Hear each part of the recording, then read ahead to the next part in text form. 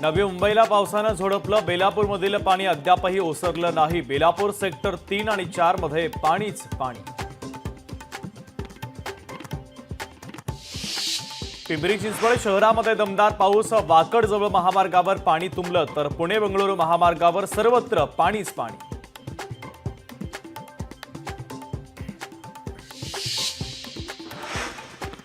शिंपुरातील नांदणी नदीचा पूल गेला वाहून. मुसळधार पावसानं परिसरातील वाहतूकही ठप्प. पावसानं शेतकऱ्यांचं मोठं नुकसान.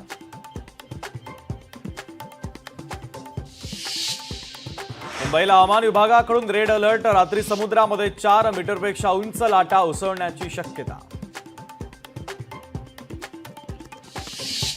पिंपरी चिंचवड शहरामध्ये दमदार पाऊस. वाकडजवळ महामार्गावर पाणी तुंबलं तर पुणे बंगळुरू महामार्गावर सर्वत्र पाणीच पाणी.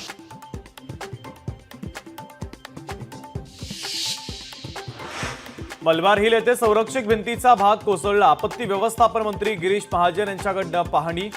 तर तात्काळ सुरक्षा उपाययोजना राबवण्याचे महाजनांचे आदेश.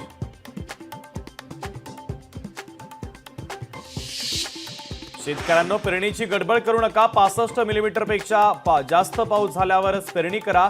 कृषी अधिकाऱ्यांचं शेतकऱ्यांना आवाहन.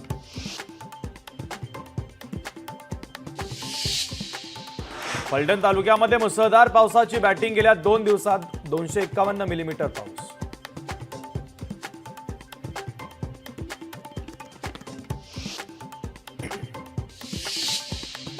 हिंगोलीत लोकशाही मराठीच्या बातमीचा इम्पॅक्ट. नालेसफाईची पोलखोल केल्यानंतर प्रशासनाची धावपळ. पालिकेच्या वतीनं तातडीनं नालेसफाईला सुरुवात.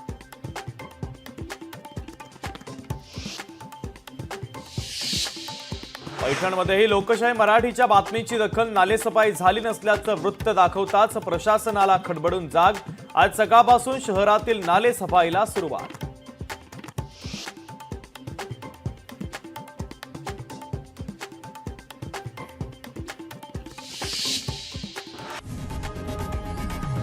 लोकशाही मराठी ऐका, पहा, जागरूक रहा.